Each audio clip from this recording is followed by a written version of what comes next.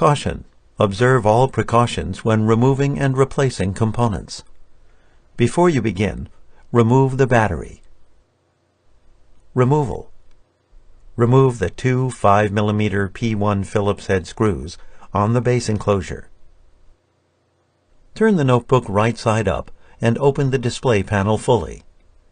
Using your finger or a flat-bladed non-marring tool, gently lift up on the rear edge of the keyboard and slide the keyboard towards the rear of the notebook to release the tabs at the front of the keyboard.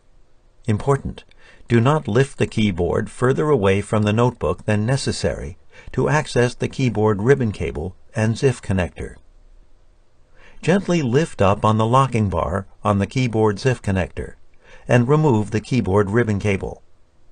Important: use care to prevent damaging the ZIF connector and ribbon cable. Remove the keyboard. Replacement. Place the keyboard on the top cover so that the keyboard ribbon cable and ZIF connector are accessible. Insert the keyboard ribbon cable into the ZIF connector on the system board and gently press down on the ZIF connector locking bar.